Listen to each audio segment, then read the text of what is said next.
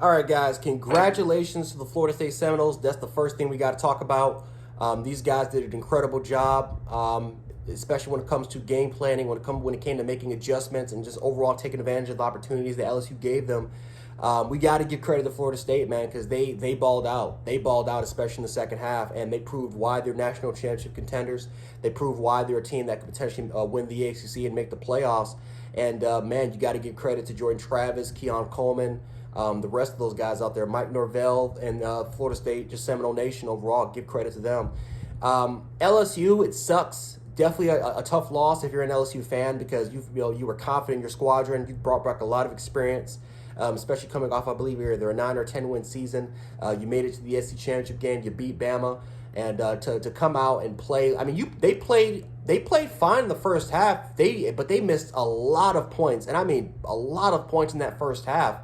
And they just did not take advantage of the opportunities that the Seminoles gave them. That's the difference, Bear. That's the difference. Is you got to take advantage of opportunities. If teams are literally giving you points, you take full advantage of the points, of field possession, whatever, turnovers. You got to take advantage of it, and that's what Florida State did, and LSU just could not do.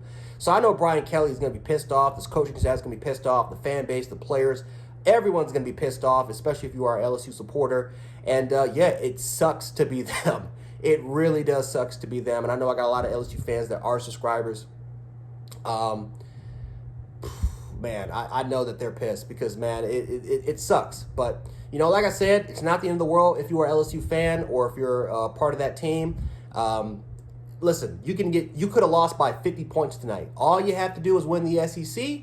Well, make sure not to lose another game. Win the SEC, you guys can be back in. But they have a difficult road, difficult schedule, so you just got to throw this one to the curb and focus and move on, focus on different opponents. But just kind of get into the game real quick, talk about Florida State. Man, what about Jordan Travis, man? What a leader. What a player, man. That man showed a ton of composure throughout this game. I was really impressed with Jordan Travis. He made some questionable decisions. I know a lot of people are going to be questioning his decision-making overall, especially during that first half. He made some key plays, but overall-wise made some pretty key mistakes. But that second half came in, he was a lot better.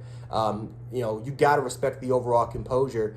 And, man, his ball placement, when it comes to throwing those deep balls, you got to respect that. You got to love the ball placement.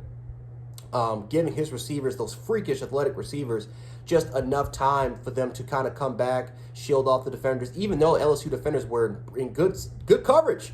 But the ball placement and just the overall just physicality of the receivers, man, you got to give it was just perfect for what Jordan Travis was able to deliver.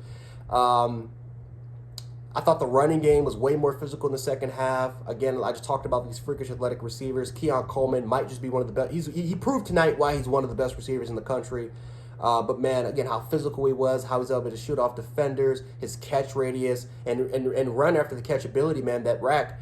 You got to give him a lot of credit for what he was able to do tonight. Wilson, big slot receiver. I've always said that's a Darren Waller prototype, but he's got to work on his hands. That's something that he talked about that he fixed. Dropped 2 key passes tonight because he could have had a $150 in this game. Dropped 2 major key passes, maybe 3, but I know he definitely dropped 2. He's got to clean up on those mistakes. And it wasn't just him. There were other Florida State receivers that dropped some key balls, some key passes from Travis. Perfect dimes. Just got to hold on to it. Simple as that. But overall, I love the receivers. Jaheim Bell Jaheim Bell was one of those dudes that dropped a key pass, by the way. But Jaheim Bell kind of showcased why he's more that flex type player who you can line him up in the backfield, line him up out in line in the slot, out wide, doesn't matter. He's a big freak, and Jaheim Bell showcased why he could be one of the better tight ends in the country. Defensively, I think that was the most impressive part was their defense. They have us loaded in a deep front 7. Whether if it's their starting front, whether if it's their backups or their backups, they have a very deep rotation. And my goodness, you got to give a lot of credit because at the end of the day, they even though Jaden Daniels he had a few big runs here and there, I thought overall wise they did a really good job of pressuring them and then overall containing them. They did a solid job of them for the most part containing them throughout, especially in the second half when they made those adjustments through the first. Excuse me.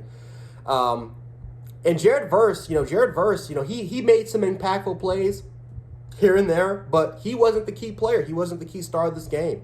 There were other guys throughout Florida State's defensive line that definitely deserve a lot of credit. They look way more impressive than Jared Verse did, in my personal opinion. That's no disrespect to Verse. That just goes to show you, man, that this Florida State football team is loaded and that they're deep through their front seven, right? So, and I'm not really too surprised. I'm not really too surprised by it. We all knew that their defensive line was really good. I just didn't know that it was going to be potentially this good. They're going to be a very good pass rushing unit.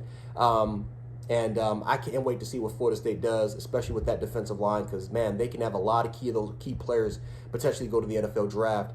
And, again, NFL teams, looking at their size and that typical prototypical size, a lot of these scouts at this game, they're going to be loving these players. I thought, for the most part, for Florida State, I thought Mike Norvell did a really good job going for it a couple times in key situations, and give credit to Florida State's offensive coordinator for drawing up some really, really good designs, confusing LSU's defense, because they made some key a lot of those key design plays were kind of the factor to why Florida State was able to win this game, why they were able to pick up the momentum and kind of just absolutely dog walk LSU in the second half. It was a lot of key design plays that you got to give credit to their offensive coordinator. But yeah, man, just an overall tremendous job. And overall wise, just congratulations to Florida State. They did a great job, especially when it came to adjustments. And like I said earlier, they took full advantage of what LSU gave them. And that's one thing we got to talk about with LSU, man, because my goodness gracious, there was at least 21 points that Florida State gave you, and they just could not take full advantage of. It was a pick six, or it was either a fumble or a pick that I have no idea why none of those LSU defenders were able to get that ball. It was the easiest. The ball was floating right in the air. I have no idea why no one was able to pick that ball off and at least take it for six. There were two goal line situations, or three goal line fourth down situations that Brian Kelly decided to go for. And Brian Kelly he's very aggressive.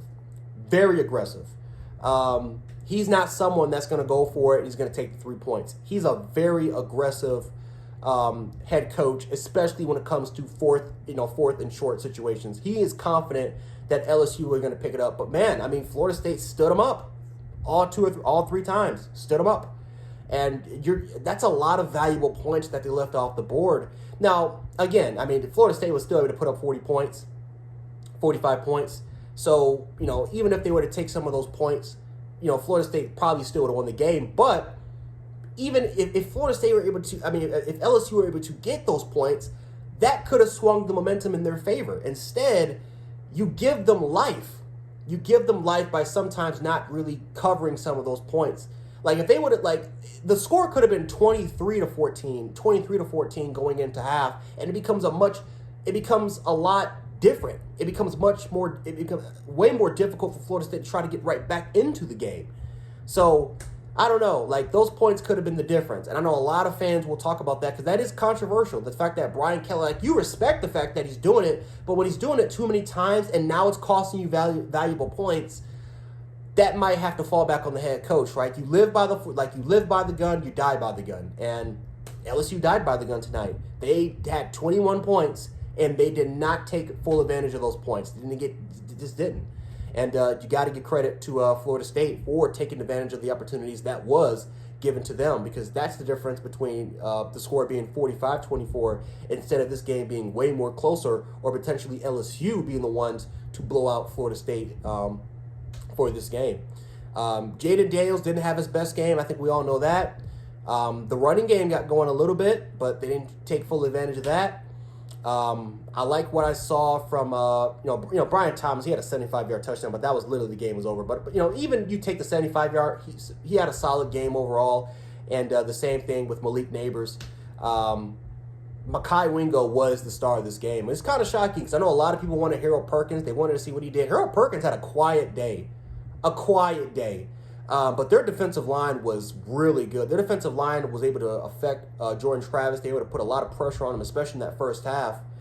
But, Mekhi Wingo was the star. He was the star of tonight, and definitely wore that 18 with honor and pride. But at the end of the day, honor and pride is not going to get you the W, man. It's not going to get you the W, man. So 24-45, that's the final score. Florida State takes this one. And LSU's got a lot to think about as they got to go back and recover and watch the film. But you can't do it too fast because you got a long-ass season. It's not going to get easy for them. It's going to get a little easier for Florida State. It's not going to get any easier for LSU. LSU has a tough schedule. So we'll see what happens. But, yeah, once again, congratulations to the Seminoles. And, yeah, LSU, time to get back on the horse. So anyway, guys, Gen Sports, I'll catch you guys on the next one. Peace.